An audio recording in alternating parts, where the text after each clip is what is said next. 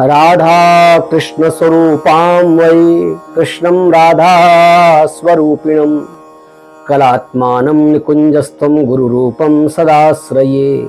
श्री जानकी वल्लभो विजयते। आप सभी का हार्दिक स्वागत है वैदिक ज्योतिष में।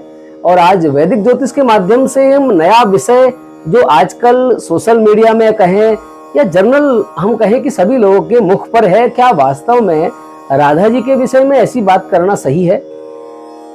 राधा जी का स्वरूप जो है, कहा कि राधा कृष्ण स्वरूपाम वही कृष्णम राधा स्वरूपिणः। न राधा जी कृष्ण है न कृष्ण जी राधा है, दोनों ही एक हैं। राधा कृष्ण स्वयं एक स्वरूप है, बस मात्र कहने के लिए राधा जी अलग हैं और कृष्ण जी अलग हैं। जिनको कहा कि राधा कृष्ण स्वरूपाम वही कृष्णम राधा स्वरूपिणम, जो स्वयं एक दूसरे के स्वरूप हैं और जिन भगवान को जानने के लिए, जिनको पहचानने के लिए मुह्यंत यत् सूर्या, जिनको जानने के लिए, जिनके बारे में कहने के लिए बड़े बड़े सूर विद्वान भी मोहित हो जाते हैं। भागवत का प्रथम श्लोक जो कहता है कि जनवाद्यस्य यतोन्वयादि चरतश्चार्थे सुविज्ञस्वराट तेने ब्रह्म हृदादि आदि कवये मुह्यन्त यत् सूर्या, जहाँ बड़े बड़े ऋषि मोहित हो जाते हैं जिनके बारे में कहने के लिए, उनके बारे में हम जन साधारण, हम कलयुग के मायावी मनुष्य उनके बारे में कुछ कह सकते हैं? यह असंभव है।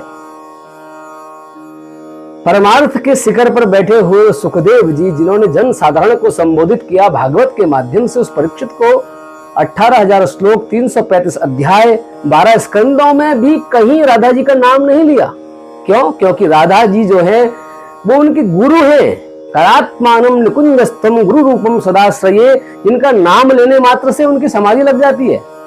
तो ऐसे परमार्थ के शिखर पर बैठे हुए वो सुखदेव जी ने भी इतने विशाल ग्रंथ, जिसे भागवत कहा गया, पंचम अध्याय कहा गया, पंचम वेद कहा गया, वहां भी राधा जी का नाम नहीं लिया, मात्र एक इशारा किया, अनया राधितम नूनम भगवान हरिरीश्वर। उस राधा जी के साथ भगवान चले गए जिन्होंने भगवान की ज्यादा आराधना की थी। तो ऐसे सुखदेव जी इनके बारे में नहीं बोल सके। यदि हम उनके बारे में कुछ बोलें तो ये हमारे लिए धृष्टता होगी।